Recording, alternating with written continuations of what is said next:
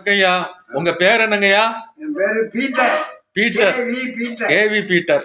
எல்லாத்துக்கும் வணக்கம். உங்களை கில்லாடி பீட்டர்னு சொல்லுவாங்கல்ல? ஆமா. அது ஏன் அப்படி கில்லாடி பீட்டர்னு சொல்லுவாங்க? அது அந்த காலத்துல அந்த வயலுக்கு அறுக்க போவோம். சரி. அப்போ நல்ல பெரிய பெரிய கெட்டாவ தலையில வச்சு சமைப்பேன்.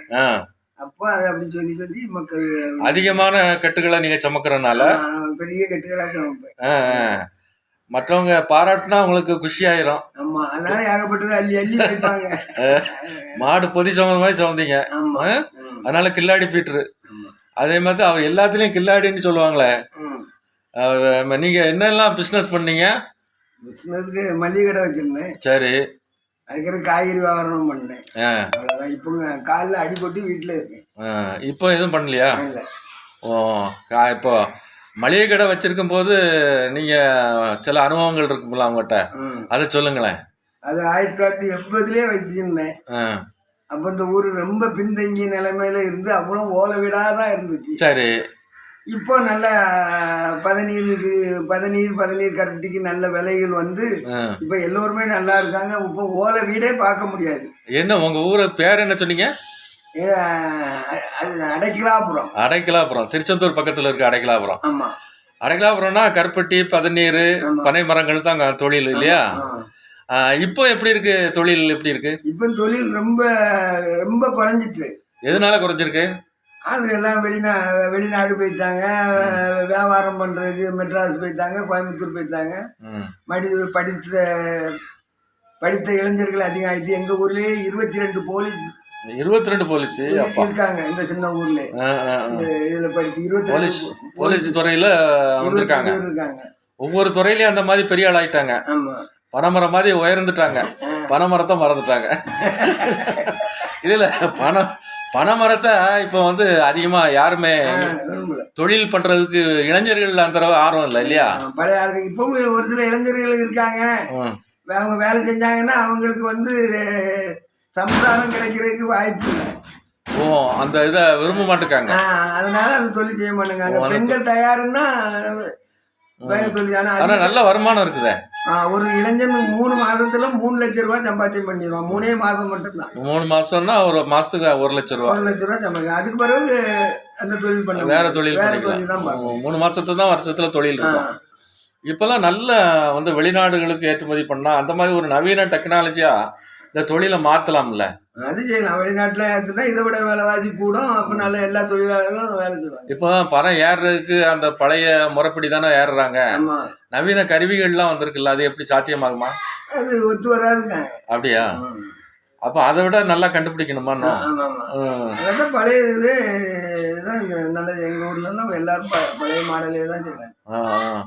இப்போ நீங்க வந்து உங்களுடைய தொழில் துறையில சின்ன சின்ன தொழில்கள் பார்த்துட்டு இருந்தீங்க. ஆனா உங்களுக்கு அமோக வரவேற்பு மக்கள் மத்தியில இருந்துச்சு. அப்போ நான் கேள்விப்பட்டிருக்கேன்.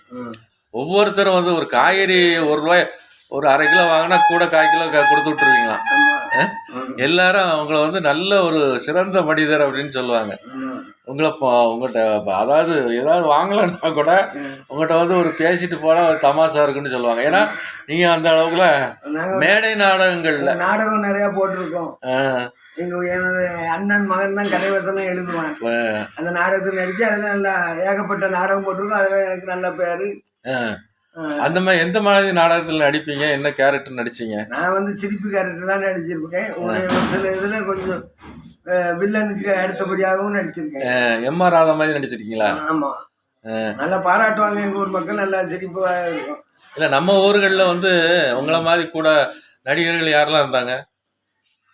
எங்க ஊர்ல நிறைய கதாநாயகர்கள் நிறைய இருந்தாங்க. வில்லன்கள் இருந்தாங்க. சிரிப்பு நடிகர்களும் 2-3 பேர் இருக்காங்க. பெண்களுக்கு மட்டும்தான் வேற ஊர்ல இருந்து பெண்கள் போட்டு நடிப்போம். இப்போ நீங்க அவ்வளவு நடிகர்கள், நம்ம ஒரு பாரம்பரியமான நாடக ஊர் தானே இது. ஆரம்பத்துல பார்த்திருக்கேன். உங்க ஊர்ல இருந்து யாரும் பெரிய அளவுல நடிகர் ஆகலையே? ஒருத்தர் மட்டும் டைரக்டர் ஆகியிருக்காரு. யாரு? நிலவினிலைங்கிற படத்துல எஸ்.டி. நவாஸ் ஒருத்தர் டைரக்டர் ஆகியிருக்காரு. நிலவினிலைவா? நவாஸா? ஆமா. யார் அது? நிவாஸ். மியூசிக் டைரக்டர் ஒருத்தர் ஆயிருக்காருல்ல? அது ஆயிருக்காரு. அது யாரு? பக்கத்து வீடு தான். எங்க அக்கா மகன். ஓ, பேர் என்ன? எஸ்ரோன். ஓ, அவர் வந்து நல்ல திறமைசாலி. அவர் பொண்ணு கூட அந்த இதுல ஆமா. சூப்பர் சிங்கர்ஸ்ல வின் பண்ணாங்க. வர்றா. கலைத்துறையில ஒரு பெரிய ஊர் தான். ஆனா ஆரம்ப காலத்துல இருந்ததுக்கு பெரிய அளவுல இன்னும் அதிகமான பேரு எந்த துறையில உங்க ஊர்ல இருந்து அதிக பேர் வந்திருக்காங்க இப்போ? அதான் போலீஸ் துறை சொன்னேன். போலீஸ் துறையில எத்தனை பேர் வந்திருக்காங்க? 22 பேர் இருக்காங்க. 25 பேர் போலீஸ் துறைக்கு வந்துட்டாங்க. பரவாயில்ல. அப்புறம் ஒவ்வொரு அரசு துறைகள்லயும் வந்திருக்காங்க. அரசியல்வாதியா யாரும் வந்திருக்காங்களா? இப்போ ஒரு அமைச்சருக்கு பிஏவா எங்க ஊர்ல ஒருத்தர். Very good very good. ஆமா, அவரு ரொம்ப காலமா இருக்காரு இல்லையா? அவர் நல்ல பேர், வக்கீல் தானே அவரு? வக்கீல் தான். கிருபா. கிருபா. ஓ, கடவுளுடைய கிருபையை பெற்றவரா இருக்காரு. சரி சரி. அப்புறம் உங்க குடும்பத்துல யாருமே அரசியலுக்கு வரலையா? இல்ல, அதான் நாங்க அப்போ அந்த காலத்துல இருந்து கட்சியில செயலாளரா இருந்திருக்காரு மூத்த அண்ணன், அக்கறை அடுத்த அண்ணன். நானும் செயலாளருக்கு அசிஸ்டண்டாவே இருந்து செயல்பட்டு இருக்கேன். ஆனா நீ அரசியல்ல இப்ப வந்திருந்தா கூட பெரிய அளவுல வந்திருக்கலாம். ஒரே இதுதான். சரி, இப்ப ஊர் முன்னேறணும்னா என்ன, இன்னும் முன்னேறதுக்கு என்னதான் உங்களுடைய ஐடியா சொல்லுங்க. இன்னும் முன்னேறதுக்கு பக்கத்துல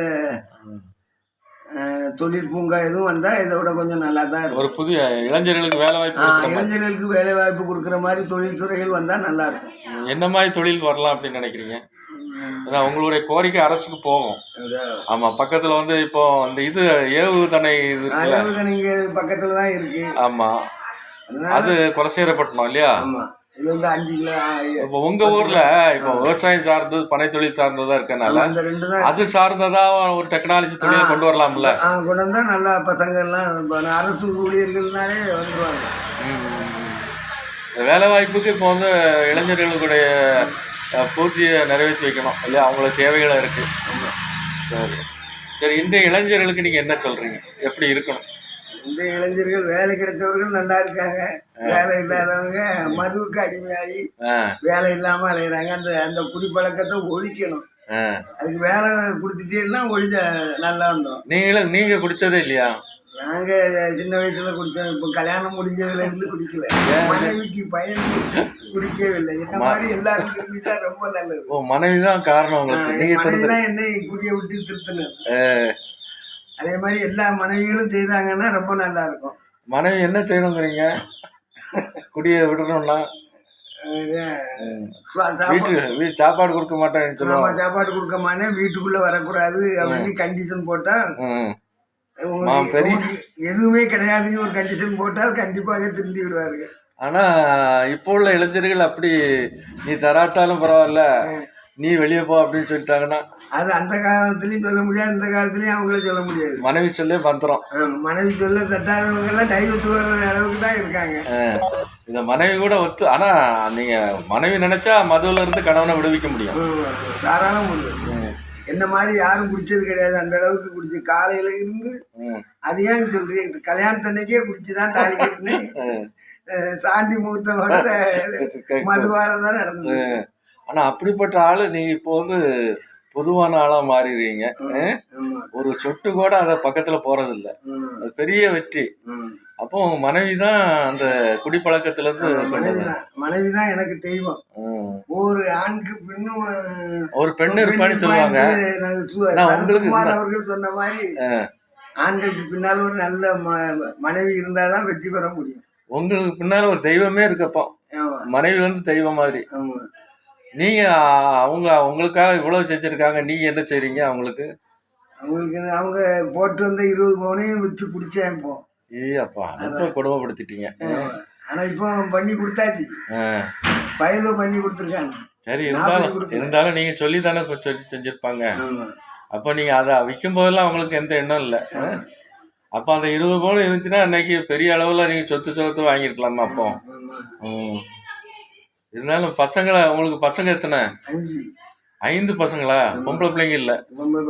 அப்ப 5 ஆண்கள் பெற்ற அரசனை விட உயர்ந்தவன்னு சொல்லுவாங்க. ஓ, பசங்க உங்களுக்கு ரொம்ப ஒரு இதா இருக்காங்க. நல்லா இருக்காங்க. 3 பேருக்கு கல்யாணம் முடிஞ்சிட்டு, 2 பேருக்கு இன்னும் கல்யாணம் முடியல. எல்லாத்துக்கும் நல்லபடியா முடியும், எல்லாரும் நல்லா இருப்பாங்க. இருந்தாலும் உங்க பசங்களை பத்தி பெரிய ஒரு எல்லா பசங்களுமே நீங்க பெற்றதெல்லாம் தங்க கம்பி தான். இன்னும் அவங்க சிறக்கணும். எல்லாத்துக்கும் கொடுக்கறதுல வாங்குறதுல நல்ல குணசாலியான பசங்க. அதனால ஒரு கில்லாடி பசங்க என்னைக்குமே நல்ல ஒரு இதாக தான் இருப்பாங்க அப்படின்னு சொல்லுவாங்க.